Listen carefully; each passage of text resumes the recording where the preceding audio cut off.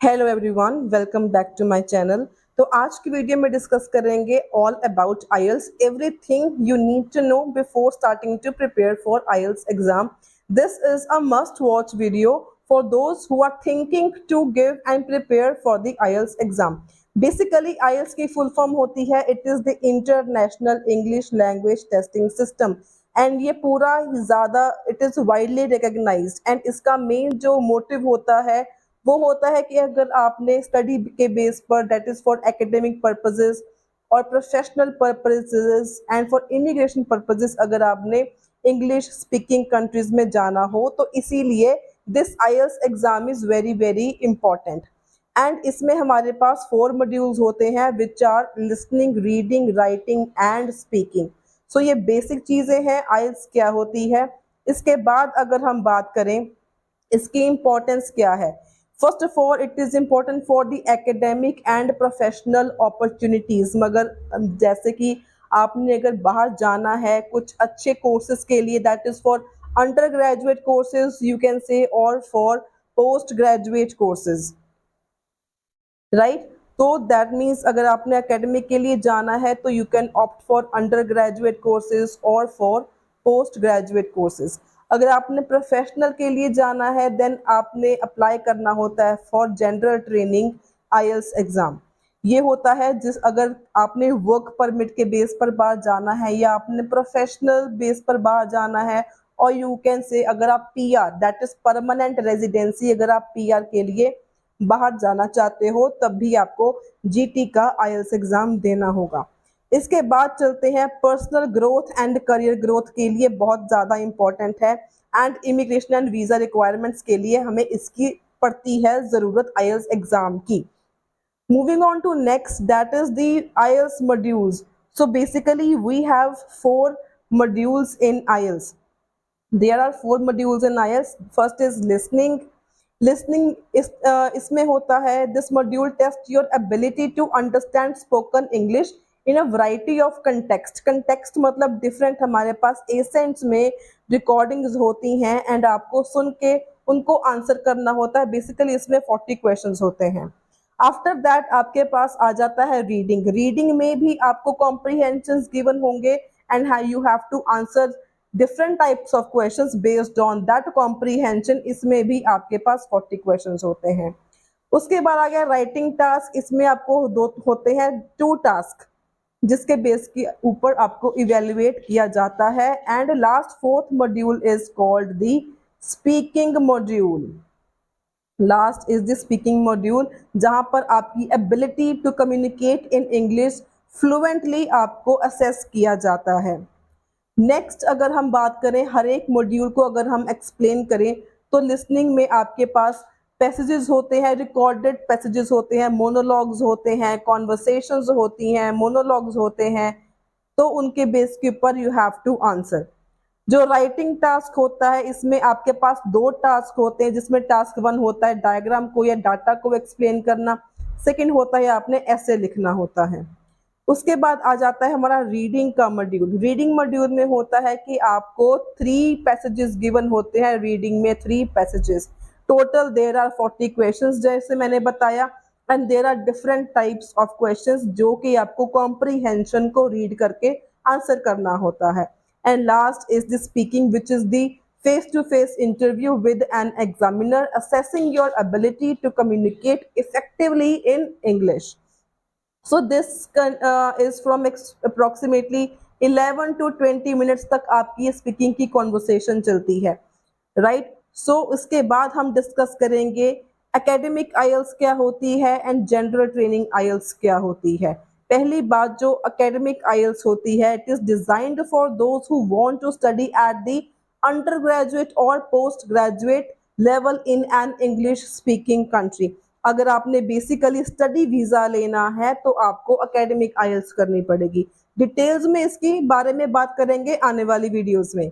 उसके बाद आ जाएगा हमारा general training IELTS. General training IELTS होता है उनके लिए who intend to who want to migrate to an English speaking country for work or training purposes or for some secondary education program। इसके लिए we have to opt for general training IELTS और एक और बात है, अगर आपने permanent residency के लिए जाना हो तब भी आपको जनरल ट्रेनिंग आइल्स करनी पड़ेगी। बेसिकली इन दोनों में डिफरेंस कहाँ होता है, रीडिंग एंड राइटिंग मॉड्यूल्स में डिफरेंस होता है। जो लिसनिंग एंड स्पीकिंग होती है वो दोनों में सेम रहेगी। मेन जो डिफरेंसेस होता है, की डिफरेंस है, that is in reading and writing module. उसके बाद एक न्यूली इंट्रोड्यूस हुआ है, ये न्यूली इसी ईयर ये इंट्रोड्यूस हुआ है, यूकेवीआई एकेडमिक आइल्स।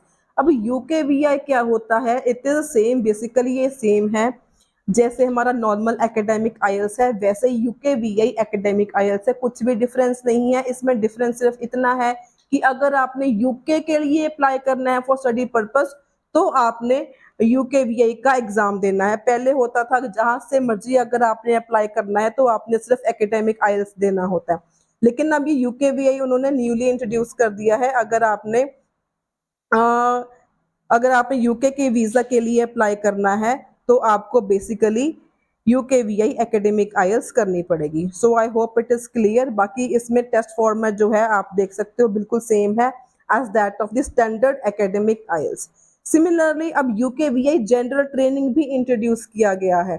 इसमें क्या होता है, again it is same as the standard format of general training IELTS exam. Again इसमें आपको सिर्फ वही ध्यान रखना है, अगर आपने यूके के लिए अप्लाई करना है तो आपने यूकेवीआई देना है, अगर आपने कनाडा के लिए देना है या ऑस्ट्रेलिया के लिए देना है तो आपने नॉर्मल जीटी आइल्स करोगे, लेकिन अगर आपने यूके के लिए अप्लाई करना है तो यूकेवीआई के लिए आपको ऑप्ट करना पड़ेगा। इसके बाद आ जाती हैं स्कोरिंग एंड बैंड्स। सबसे पहले जो हमारा ओवरऑल बैंड स्कोर होता है वो टोटल 9 में से आपका बैंड स्कोर दिया जाता है। 9 is the highest and 1 is the lowest. अब जो स्कोर्स है उसको इंटरप्रेट कैसे करते हैं, आपके स्कोरिंग के बेस के ऊपर। जैसे अगर आपके 30 मार्क्स आते हैं आउट ऑफ 40 तो आपके 7 बैंड मिल जाएंगे। So these are different scoring and band criteria जो आपको आने वाली वीडियोस में surely we will discuss all these things. उसके बाद आ जाते हैं इंडिविजुअल मॉड्यूल स्कोरिंग। आपको लिसनिंग में, रीडिंग में, राइटिंग में एंड स्पीकिंग में हर एक में आपको इंडिविजुअल बैंड मिलते हैं और उसके बेस के ऊपर आपके ओवरऑल बैंड्स डिसाइड होते हैं। तो आपके दोनों ही इंपॉर्टेंट है, सेपरेट इंडिविजुअल स्कोर्स भी इंपॉर्टेंट है, ओवरऑल स्कोर्स भी इंपॉर्टेंट है। अब स्कोर की रिक्वायरमेंट की बात करें जो कि बहुत ही ज्यादा जरूरी है। अगर हम स्कोर की रिक्वायरमेंट की बात करें तो it is different for each and every category you can से। अगर आप बात करते हो एकेडमिक की, अगर आपने सपोज अगर आपने रिसेंटली +2 पास करी है एंड अगर आपने आइल्स का एग्जाम देना है तो आपकी रिक्वायरमेंट होगी 6 ईच, मतलब हर एक मॉड्यूल में आपको 6 बैंड मिनिमम आपको 6 बैंड चाहिए ही चाहिए। अगर आपके किसी एक में 5 भी आ जाते हैं तो आपका वीजा नहीं लगेगा, तो आपको मिनिमम 6 चाहिए। एंड अगर आपको पीआर चाहिए, पीआर के लिए 8,777 band in GT IELTS is important.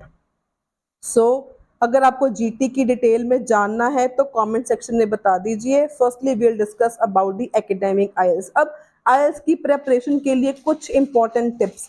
सबसे पहली बात है, आपको रेगुलरली प्रैक्टिस करनी पड़ेगी, you have to be consistent.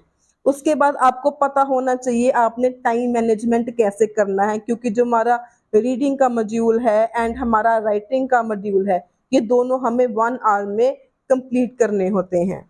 उसके बाद आ जाता है आपका ऑथेंटिक मटेरियल। नेट के ऊपर बहुत सारे मटेरियल्स अवेलेबल हैं लेकिन वो सारे ऑथेंटिक नहीं होते। आपको पता है ऑथेंटिक मटेरियल कौन सा है, कैसा होना चाहिए, और उसी के हेल्प से ही आप आइल्स को फर्स्ट अटेम्प्ट में क्रैक कर पाओगे। And you have to get feedback also. अगर आप घर पे भी प्रेपरेशन कर रहे हो तो आपको किसी की फीडबैक लेना जरूरी है। आपको पता होना चाहिए आप कहाँ पर गलती कर रहे हो, आपकी को कहाँ पर इम्प्रूवमेंट करने की जरूरत है। So that is also very very important. Getting feedback is very very important. So अगर आपको किसी भी मॉड्यूल में मेरी हेल्प चाहिए, अगर आपने ऑनलाइन क्लासेस या ऑफलाइन क्लासेस के लिए ऑप्ट करना है तो you can contact me on the number given on the screen, and further we'll keep uploading videos on IELTS, and next will be the all about academic IELTS. So till then, stay happy, stay healthy, and all the very very best for your IELTS exam. Yeah.